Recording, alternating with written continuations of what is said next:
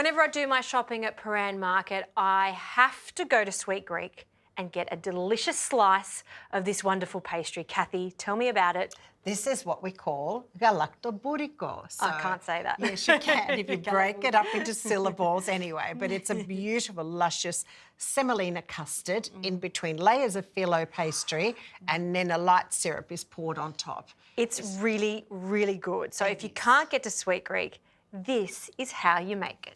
I'm going to give you all my secrets to making the best Galaktoboureko. Fantastic. So let's start with the phyllo pastry. We've brought it out of the fridge a couple of hours before. Correct. It's been sitting at room temperature. Yep. We're going to take it out of its plastic here, and I know how to work fast with phyllo pastry, so I don't necessarily always cover it. But if you're not confident to do that, then you should cover your phyllo pastry with a damp tea towel. Yes, yes. And that prevents it from going dry, and you can work with it. So this is our phyllo pastry. This is it. Justine, I'm going to start layering my phyllo pastry. If you could get the syrup on, please, just to help me out, so you can get the sugar and the water on. Okay, so we've got water, lots of sugar, and we just want that to completely dissolve, so give it a good stir. That's right. So tell me what you're doing here. So the important process here is to make a lovely case for the custard to sit in, and we want it to be strong and supportive. Yep. So we're starting off with 6 layers of phyllo pastry on the bottom and buttering each layer. That's important. And you always emphasise that you love to use clarified butter because it's going to give it a nice even colour. It's just much easier to remove those milk solids. So it's as simple as just melting your butter, and then you'll see the white milk solid at the bottom, just removing that. So that sugar's completely dissolved now, so I can take it off the heat and add our vanilla. So about a teaspoon. About a teaspoon, yeah. And our lemon. Good squeeze in there. Justine, now that the syrup is ready and off the heat, can you start with the custard, please? Yes. It's important that we start that now. So heat your milk. Yep.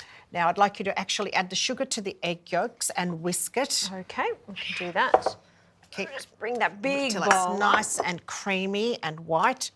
Okay, and that's about 9 egg yolks. 9 egg yolks. So you can see it's quite a rich, luscious custard. Yeah, and the tray that you've got here, I mean, this is going to feed how many people? Army. An army of people. You don't make any small batches. I don't know how to make small batches. That's why I love you. It's There's funny, always leftovers. It's funny, you know, because my sons will say to me, Mum, don't you know how to make 2 serves?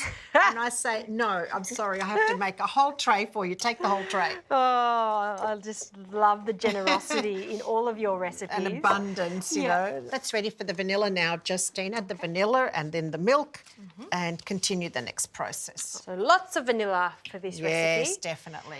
And this stage is quite interesting because, you know, when you're making a custard, semolina custard, any type of custard, you may feel the need to just mix them together, but you want to temper the eggs. Yes. And that just means we don't want scrambled eggs. So Correct. we'll grab a ladle and we'll add a spoonful of our milk. Yep. In it goes. And then we'll quickly whisk it in. Quickly whisk it in. Yep. So we're going to be using some semolina for this custard. For those at home that don't know what it is, what is it, Kathy? Semolina is a durum wheat product which Yes. we use to thicken up custards like this. So it's another form of product that we use to make a custard with and thicken it. Fantastic. Justine, I think that's ready now. So you could probably start reining the semolina in. Now rain it in slowly so we don't get, and keep whisking so we don't get any lumps. So raining it in. And you really want a big pot for this. We do need a big pot because there's 3 litres of milk. Wow, lots of custard. Well, Justine, my pastry base is actually ready. You're doing Okay. a wonderful job there. Thank so we you. just need to wait for that to thicken a little bit and then we'll just pour it straight in here. Okay.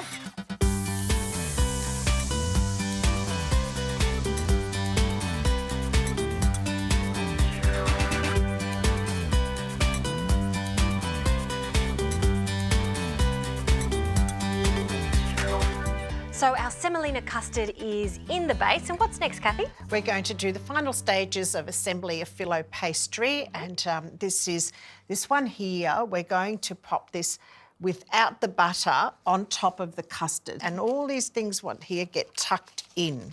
Right. They get tucked in Okay, so you put one layer first, then you tuck in the sides, almost putting it to bed. To bed, like a little blanket. And we've got another, I'd say about 5 to 6 layers. So we're going to butter them individually and then it goes into the oven. Into the oven. Now, how long are we going to cook this for? We're going to cook this for almost an hour with a moderate oven, 160 degrees. Nice. Kathy, it's just come out of the oven. It smells fantastic. It smells amazing, but we do need to pour the syrup on.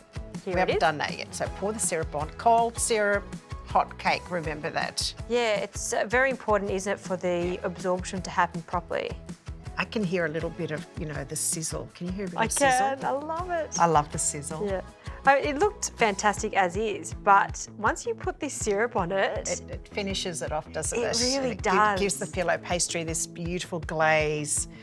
But remember, we just scored it to begin with. Yes. So we're going to now have to cut better it down these pieces. that's a really good tip. I probably wouldn't have done that, would have popped it straight in the oven, but by having those little lines, you can tell the direction of where to cut the perfect square. That's right.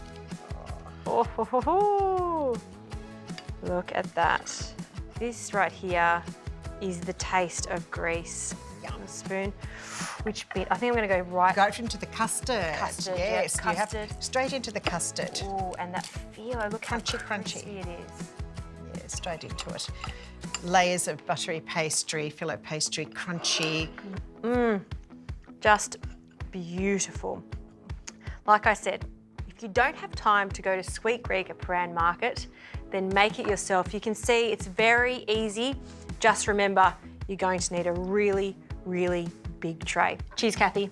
Thank you, and Galaktoboureko.